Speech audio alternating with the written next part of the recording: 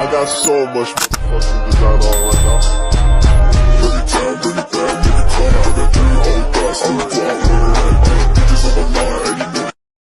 Baik, pada video kali ini kami ingin menjelaskan tentang tugas bioteknologi lingkungan di mana anggota kelompok kami terdiri dari Devi, Aji, Eikel, Afriandini, dan Elvin Syaputra. Di mana untuk dosen pengampu kami yaitu Ibu Deviani, ST, MSI, PhD.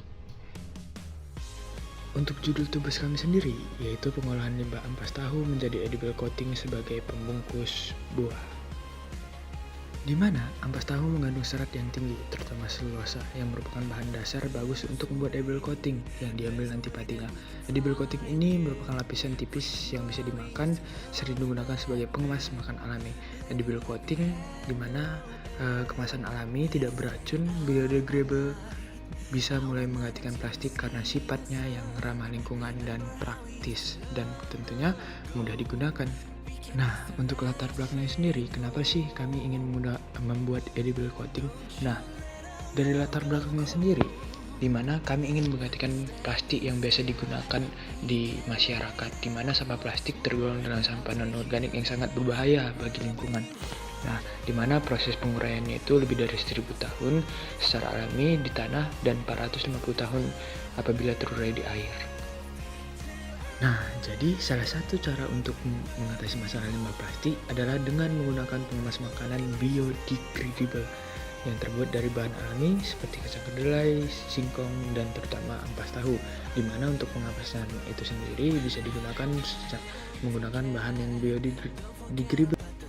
Nah, di mana di sini kami ingin membuat edible coating di mana bisa digunakan sebagai pembungkus pangan seperti sosis, buah-buahan, sayuran segar, dan dapat memperlambat penurunan mutu dengan menahan difusi gas oksigen, karbon dioksida, dan uap air. Yang tentunya ramah bagi lingkungan dan gampang untuk dibuat. Tujuan dari tugas kami kali ini yaitu untuk mengetahui pengaruh kemasan berupa edible coating berbasis serat sebagai pengemasan, kemudian mengetahui hasil maksimal dalam proses pembuatan edible coating dari ampas tahu, kemudian mengkaji pengaruh penambahan gliserol pada karakteristik edible volume dari ampas tahu, kemudian memberikan informasi bahwa ampas tahu dapat ditingkatkan nilai ekonominya selain sebagai bahan makanan ternak. Kemudian untuk tinjauan pustakanya sendiri, di mana yang pertama itu adalah edible coating adalah lapisan tipis yang dapat dimakan, di mana diterapkan pada permukaan makanan untuk meningkatkan kualitas, keamanan, dan umur simpan produk tersebut. Kemudian ada ampas tahu yang merupakan limbah yang dihasilkan dari proses pembuatan tahu yang kaya akan protein dan serat dan bisa menghasilkan pati. Untuk alat dari pembuatan edible coating ini yaitu kompor, wadah sementara, timbangan, corong stainless, botol penampung sebesar 250 ml, stiker, panci, spatula, saringan, dan blender. Dimana untuk bahan yang kita gunakan yaitu ada ampas tahu sebanyak 10 gram, aqua ada 1 liter, gliserol 50 ml, asam ascorbat 5 gram, kemudian CMC 4 gram, dan untuk fungsinya sendiri seperti tertera di layar. Nah, untuk proses pembuatan sendiri itu sangat simpel. Yang pertama yaitu ampas tahu dihaluskan menggunakan blender, kemudian ampas tahu disini menggunakan air.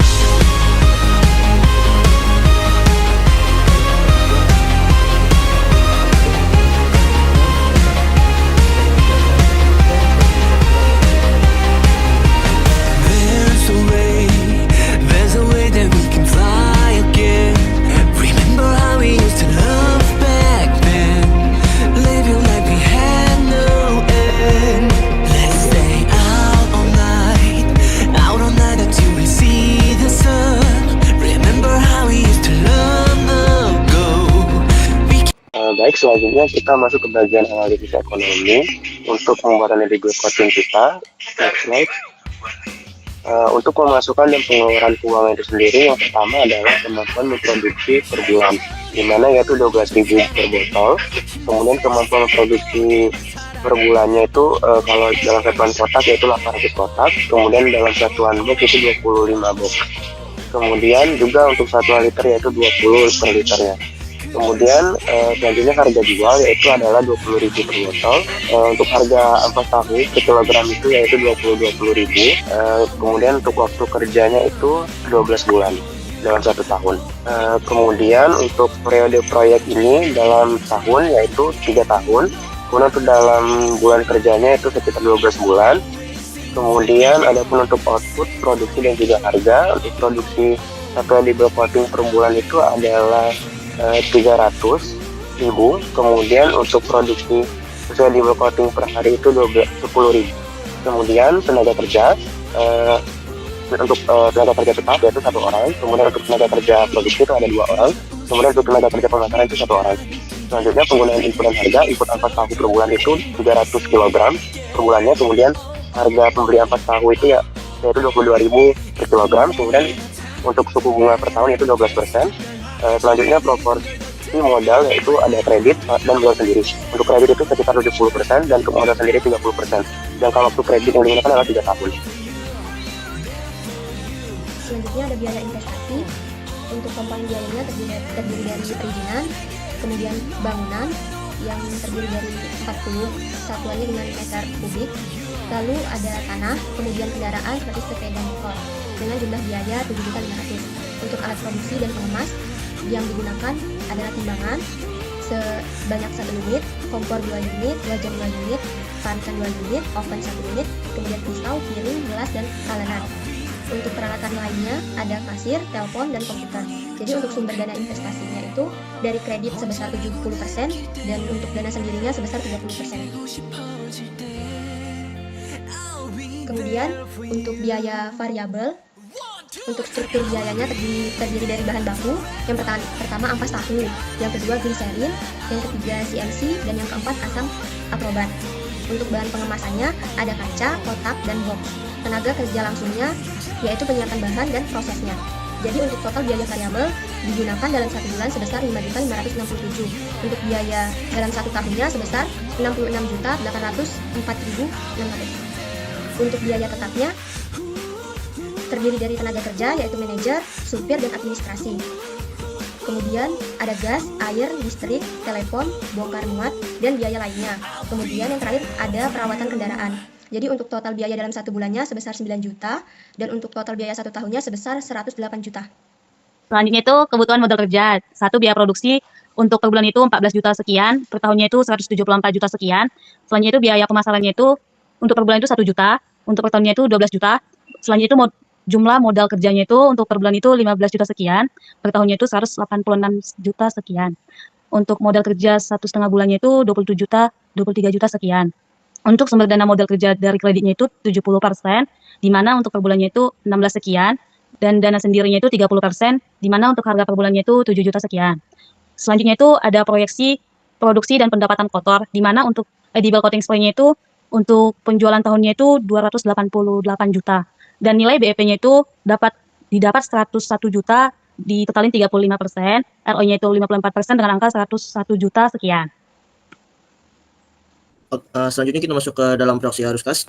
Dalam proyeksi arus kas ini terdapat arus masuk dan arus keluar, di mana arus masuk itu terdiri dari total penjualan, kredit, modal sendiri, dan nilai sisa proyek. Di mana total keseluruhan setelah menghitung unit IRR pada tahun pertama itu totalnya 288 juta, dan tahun kedua itu dengan nilai 288 juta, sementara untuk tahun ketiga itu bernilai 420 juta lebih. Kemudian untuk arus keluar itu terdiri dari biaya investasi, biaya variabel, biaya tetap, angsuran pokok, angsuran bunga, pajak, dan juga biaya pemasaran distribusi.